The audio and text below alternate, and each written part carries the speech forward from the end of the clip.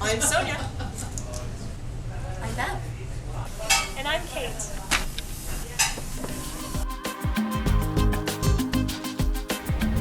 And today we're dishing with you from KramerBooks and Afterwards Cafe, located in DuPont Circle at 1517 Connecticut Avenue Northwest, right here in Washington. And this is one of those places that I think everybody comes the first week that they arrive in Washington. They better. Because this is such an institution. It is. 35 years it has been here. It's one of my favorite places here in DC, and one of the first places I came when I first moved to DC. Exactly. Everybody says this is the first place you have to go to. And actually, funny enough, after all the times I've been here, I never realized there was this upstairs seating I didn't area. either. I've been here a gazillion times. I never knew this area was here. Great place to come and get a book, of course, but then also nibbles and noshes and all the other stuff And to eat. desserts, such good And this desserts. is awesome. Raving about the desserts. People I've rave had about this it. before. Really? Yes. The goober pie. Well, since I'm you've lusting. had it, then I will eat it this time. You get none of it.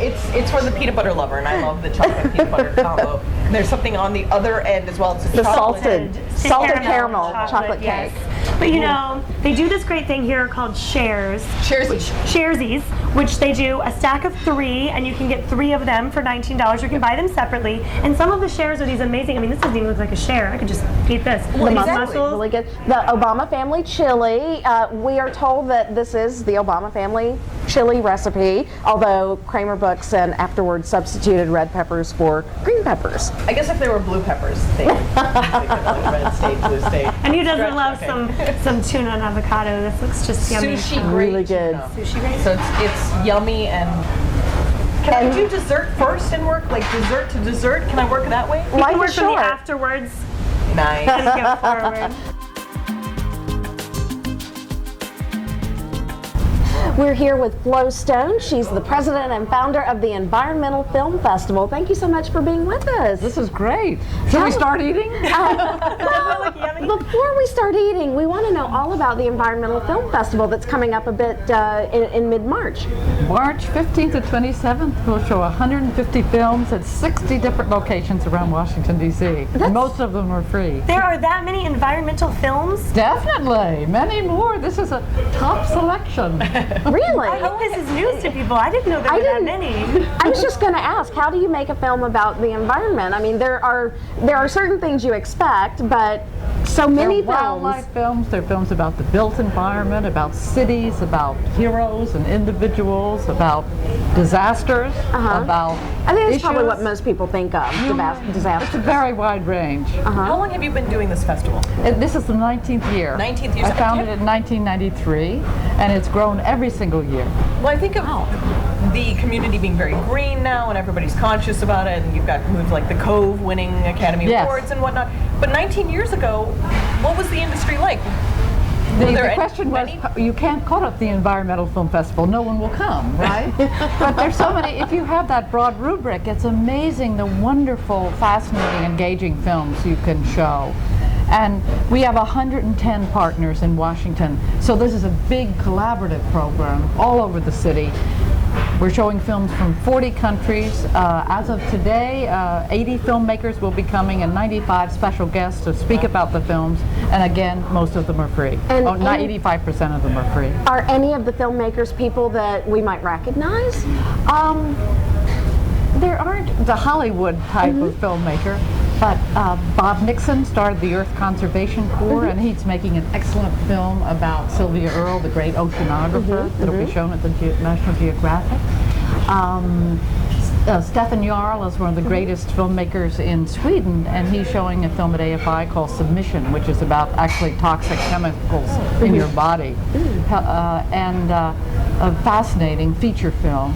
But we have narrative films and animated films, films for kids all over, particularly in the libraries and also in the ARC, at the ARC in Anacostia and at schools. Now, Huge variety. Sonya kind of touched on this, but why did you decide 19 years ago that this was something that you wanted to found? Like, what about the environmental movement really touched you? I had worked in public programming at the American Museum of Natural History in New York, and I felt film was just a catalytic, wonderful way of talking about subjects and bringing people together. And the environment to me was everything, very broadly based, and we needed to pay attention. And what better way than film? Did you have a hard time getting support for it 19 years ago? Because today I imagine it's much, much easier to get people to write you a check. Hard. No, it's still hard. It's an annual festival. We raise the funds every year. We're very grateful to our supporters. But then I was very lucky and got a planning grant. Someone I'd heard had asked me what I wanted to do. I'd started a festival with Margaret Mead, the anthropologist, about cultural diversity, which is going to be in its 35th year next year. And someone said, you mentioned you wanted to do an environmental film festival in Washington, but I could never match the planning grant. It was a small grant I was supposed to match. But the festival went on. Everyone wanted to take part in it. Everyone we asked took part in it. It sounds like you have a lot of diverse people that are a part of it.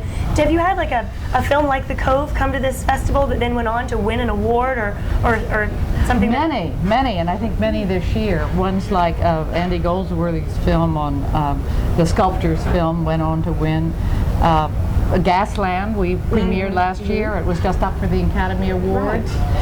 So lots of reasons over and over. that people should, I mean, I didn't even know there were this many environmental films, but lots of reasons that people should come and see them, because these could be the films that we're talking about next year in 6 months, really big films. Absolutely.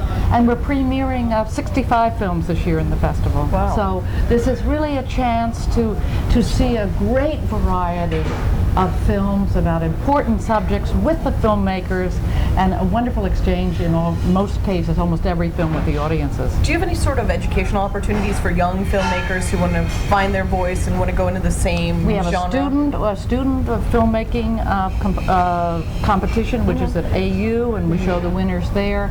And there are student filmmakers at all the films, and we also depend on over 80 volunteers during the festival, many of whom are interested in film and filmmakers. You mentioned that there's one film at AFI and another film at the Arc. Where are some of the other locations around town that people can... Every Smithsonian Museum, the National Gallery, the theaters like E Street, So universities, all the close to universities. everyone. You don't have to travel far to get to a place. You can one right in your neighborhood. Right, and the metro stop is written right on our program, as well as the buses, to make it as easy as possible for people to come. Yes.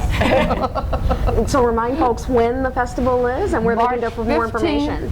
To the 27th, and please go to our website, dcenvironmentalfilmfest.org. What's the one movie that you want to see? The one movie I want to see is When I Happened, which is a film about Ecuador and oil.